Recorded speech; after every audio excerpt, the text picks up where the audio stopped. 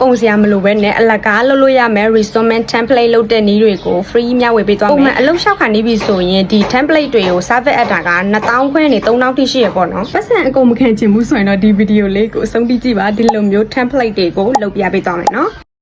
ကဲစမယ်ဆိုရင်အရင်ဦးဆုံး Canva ဆိုတဲ့ application ထဲဝင်ရမယ်နော်ပြီးပြီဆိုရင်ကြတော့ဒီဒါရတော့အမလှုပ်ထားခဲ့တဲ့ project တွေပေါ့နော်အများကြီးပဲကိုလုပ်ခဲ့တဲ့ project တွေအကုန်ဒီမှာပြင်ပေါ်တယ်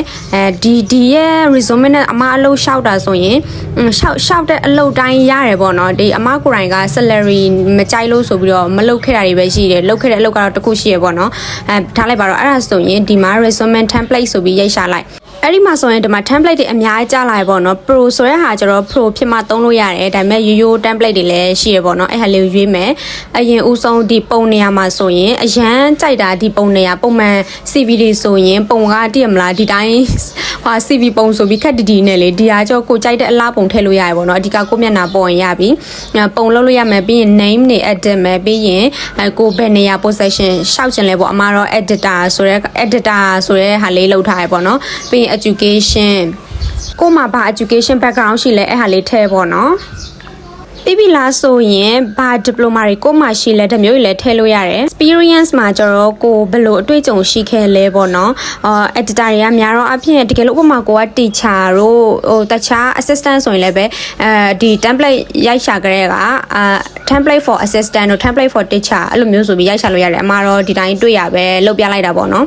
အခုခေတ် CV တွေကဒီလိုမျိုးပညာအရေးအချင်းတွေဘာတွေထက် experience တွေထက်ပေါ့နော်ကိုဘယ် project လုပ်ခဲ့လဲပေါ့ဥပမာအမဆိုရင်ဒီ TikTok တရား video ကိုတင်လိုက်တဲ့ထဲမှာ80ကျော် viral ဖြစ်သွားတယ်တို့ပြပြလားဆိုရင်ဒီ3,000 follower ကိုတစ်နှစ်အတွင်းရတယ်လို့ပေါ့နော်ဒါမျိုးဆိုရင်ဒါကိုလုပ်ခဲ့တဲ့ project ကိုချပြတာပေါ့နော်ဒါမျိုးဆိုပို့ပြီးအလုပ်ရမြင့်တယ်ပေါ့နော်ဒါကတော့အရှိအလိပ်စာတွေဖုန်းနံပါတ်တွေရေးရမယ်ဟာအမနောက်မှရေးလိုက်တာပေါ့နော်ကိုအရင်လုပ်လဲရတယ်ပြီးတော့ကိုမှဘာscale တွေရှိလဲပေါ့ပြပြလားဆိုရင် language လည်းရေးလို့ရတယ်ပေါ့နော်ပုံမှန်ဆို native လည်းထည့်တယ်အမကကျတော့ဒီဟာနည်းနည်းတူသွားလို့ပေါ့နော် about me မှာကျတော့ကိုယ်တိုင်ရေးလဲရတယ်မရေးချင်ဘူးဆိုရင်အမတော့ ChatGPT ကိုပဲမေးလိုက်တယ်ပေါ့နော်အဲ့လိုမျိုးအဲ့ထက်မှာကိုကြိုက်တဲ့ဟာကို copy paste လုပ်ပြီးတော့ဒီမှာလာရေးလိုက်တာအဲ့ဒါဆိုရင်ဒီလိုမျိုးအဆင့်တန်းရှိလေးကိုရဲ့ဒီ CV form လေးရပြီပေါ့နော်ဒီလိုမျိုးနဲ့အလုပ်လျှောက်တယ်ဆိုရင်ဒီ90%တော့ impression မှာအလုပ်ရဖို့သိချနေပေါ့နော်ကိုကြိုက်တဲ့အယောင်လေးလည်းပြောင်းလို့ရတယ်နောက်ဆုံးမှာ